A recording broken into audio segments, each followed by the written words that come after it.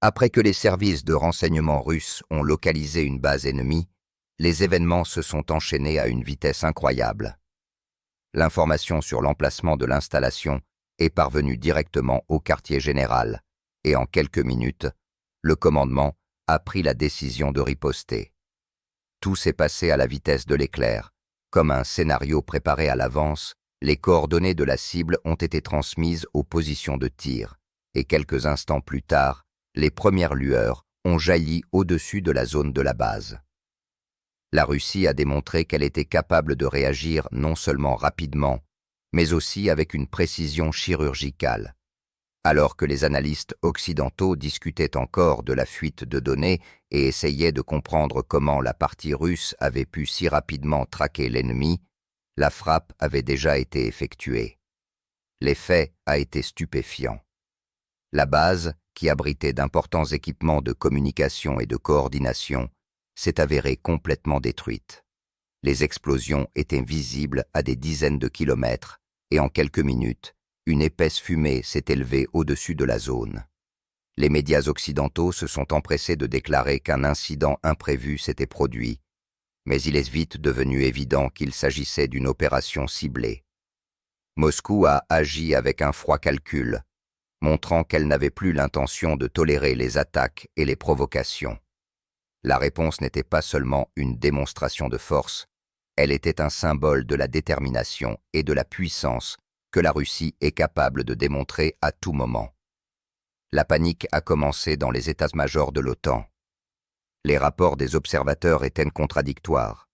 Certains affirmaient que la base avait subi une frappe de missiles massive, d'autres que des drones de nouvelle génération, capables de percer tous les systèmes de défense aérienne, avaient été utilisés. Des marques rouges, indiquant la perte de contact avec l'installation, clignotaient sur les écrans. Les généraux essayaient de garder leur calme, mais leurs visages parlaient d'eux-mêmes. Personne ne s'attendait à ce que la Russie réagisse aussi rapidement et avec une telle précision. Pendant ce temps, des sources russes ont rapporté que l'opération s'était déroulée sans perte du côté des forces armées. Seuls des moyens de reconnaissance et de guidage modernes ont été utilisés, ce qui a permis d'éviter des destructions accidentelles d'infrastructures civiles. Ce n'était pas seulement un succès militaire, c'était un message au monde entier. La Russie contrôle la situation et est prête à réprimer toute menace dans l'œuf. Les experts occidentaux ont été contraints de reconnaître que le rythme de réaction et le niveau de coordination de l'armée russe dépassaient largement les attentes. Des échanges de messages urgents ont commencé dans les coulisses des capitales européennes. Les ministres de la Défense et les chefs des services de renseignement ont tenu des consultations urgentes, essayant d'évaluer les conséquences. Certains médias ont rapporté avec panique que la Russie en savait maintenant trop et qu'aucune base ne pouvait plus être considérée comme sûre. Les responsables ont tenté de calmer le public, mais la peur a déjà commencé à se propager par les canaux d'information. Les gens ont compris que l'équilibre des forces avait changé, et cela s'est produit littéralement en une nuit. Les commentateurs russes ont noté à ce moment-là que l'opération était une réponse aux récentes provocations, lorsque les forces occidentales avaient tenté de s'approcher des frontières stratégiques. Moscou avait averti à plusieurs reprises des conséquences, mais ces avertissements avaient été ignorés. Maintenant, la situation a changé. Chaque action recevra une réponse immédiate et précise. Et c'est cette prise de conscience qui a forcé les dirigeants occidentaux à réfléchir aux conséquences de leurs propres actions. Sur fond de cet incident, les marchés mondiaux ont réagi instantanément. Les cours du pétrole ont augmenté et les devises de certains pays de l'OTAN ont commencé à baisser. Les investisseurs ont compris que la stabilité militaire de l'Europe était à nouveau remise en question. Les politiciens parlaient de règlements diplomatiques, mais dans les coulisses, de vives discussions avaient lieu sur la façon de se comporter désormais avec la Russie, qui avait montré sa volonté d'agir sans avertissement. Pendant ce temps, dans les villes russes, l'ambiance était complètement différente. Les nouvelles de l'opération réussie ont été accueillies avec approbation sur les réseaux sociaux. Les utilisateurs ont écrit des mots de soutien et de fierté pour leur armée. Les gens ont dit que le moment était enfin venu où la Russie avait cessé de se contenter de se défendre et était passée à une phase active de protection de ses intérêts. Dans les rues, on discutait du fait qu'il ne s'agissait pas simplement d'une opération militaire, mais d'un tournant qui changerait l'attitude du monde envers la Russie. Les analystes occidentaux continuaient à se creuser la tête pour savoir comment les services de renseignement russes avaient pu découvrir la base. Les versions avancées étaient très différentes, allant du cyberespionnage à la fuite de données parmi les alliés. Cependant, il était impossible de nier l'évidence. La Russie a démontré sa supériorité technologique et stratégique. Alors que les opposants se livraient à la propagande et aux déclarations, les spécialistes russes ont agi avec une précision et un sang-froid qui ont surpris le monde entier. Au matin, la situation s'est un peu stabilisée, mais un arrière-goût est resté. La panique n'a pas cessé dans les structures occidentales, car tout le monde comprenait que personne ne sait plus où et quand la Russie frappera la prochaine fois. Cette incertitude s'est avérée être l'arme la plus puissante, paralysant la volonté des adversaires. Et à Moscou, le calme et la confiance régnaient. Le signal avait été envoyé, et tout le monde l'avait entendu. Après la frappe éclair de la Russie, qui a détruit une base ennemie, une véritable tempête s'est déclenchée dans les états-majors de l'OTAN. Les réunions se sont succédées, les lignes téléphoniques ont surchauffé et les centres d'analyse ont travaillé 24 heures sur 24 pour tenter de reconstituer le tableau de ce qui s'était passé. Les médias occidentaux ont d'abord tenté de minimiser l'ampleur des événements, qualifiant ce qui s'était passé d'épisode local. Cependant, les rapports internes disaient le contraire. La frappe russe s'est avérée précise et destructrice, et le fait même que les services de renseignement de Moscou aient pu identifier à l'avance une base cachée a choqué les Alliés. Personne ne s'attendait à ce que la réaction soit aussi rapide. Il semblait que le Kremlin savait à l'avance où et quand agir. La nervosité régnait dans les coulisses de l'OTAN. Les généraux se disputaient, les politiciens se rejetaient la responsabilité les uns sur les autres, et les services de renseignement tentaient d'expliquer pourquoi leur système de surveillance et d'alerte s'était révélé inutile. Certaines sources affirmaient que la Russie avait utilisé un nouveau type de satellite de reconnaissance, capable d'enregistrer la moindre émission de chaleur et de transmettre les coordonnées avec une précision instantanée. D'autres parlaient de l'infiltration de spécialistes russes dans les réseaux de communication occidentaux, ce qui a permis d'intercepter des messages importants. Quoi qu'il en soit, une chose était claire. La Russie agissait avec une assurance, comme si elle savait tout à l'avance. Pendant ce temps, des briefings d'urgence commençaient dans les capitales occidentales. Les représentants des ministères de la Défense, pâles et désemparés, tentèrent de répondre aux questions des journalistes, mais leurs mots sonnaient peu convaincants. Ils affirmaient que la situation était sous contrôle, mais leurs expressions faciales et la tension dans leur voix trahissaient la panique.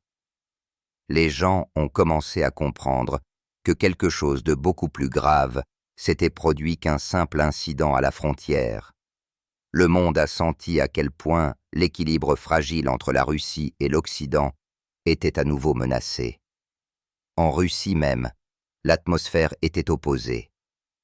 Après la confirmation de la frappe réussie, les gens ont ressenti une vague de fierté et de confiance. Les réseaux sociaux se sont remplis de messages de soutien à l'armée et même les commentateurs les plus sceptiques ont reconnu que l'opération s'était déroulée au plus haut niveau. La télévision a montré des images de lancement de missiles, a discuté de l'efficacité des nouvelles technologies et a souligné que Moscou avait toujours mis en garde contre les conséquences des provocations. Cette réaction a été un signal non seulement au monde extérieur, mais aussi à la société intérieure. Le pays est prêt à se défendre et à défendre ses intérêts sans hésitation. Au quartier général de l'OTAN, en revanche, régnait le chaos. Les rapports sur les pertes continuaient d'arriver, et les tentatives de rétablir le fonctionnement du système de communication sur le site de la base détruite n'ont donné aucun résultat. Des messages ont été transmis par les canaux internes indiquant que la Russie avait non seulement détruit l'installation, mais avait également mis hors service les canaux de communication de secours, ce qui signifiait que l'opération avait été parfaitement planifiée. Certains membres de l'Alliance ont commencé à exprimer ouvertement leur mécontentement à l'égard de la politique de Washington, accusant les États-Unis d'avoir une confiance excessive et que ce sont les actions américaines qui ont provoqué la réponse de Moscou. Les dirigeants européens ont tenté d'agir avec prudence. Ils ont compris que la situation pourrait dégénérer en quelque chose de plus grand si la tension n'était pas réduite. Mais les États-Unis, selon des initiés, ont insisté sur une démonstration de force. Les contradictions internes ont commencé à détruire l'unité de l'Alliance. Certains ont proposé de renforcer les sanctions, d'autres, au contraire, d'entamer un dialogue avec Moscou. Mais dans un climat de peur et d'incertitude, personne n'a osé faire un pas décisif. Tout le monde craignait une nouvelle attaque, car personne ne pouvait prédire quelle serait la prochaine réponse de la Russie. Sur fond de tout cela, les médias mondiaux ont publié à l'envi des photos de la base détruite, des images satellites et des images de fumée s'élevant dans le ciel. Certains journalistes ont dit que c'était le début d'une nouvelle ère, d'autres que c'était le résultat de la sous-estimation des capacités de la Russie. Les commentateurs en direct ont reconnu que l'OTAN n'était pas préparée à un tel scénario.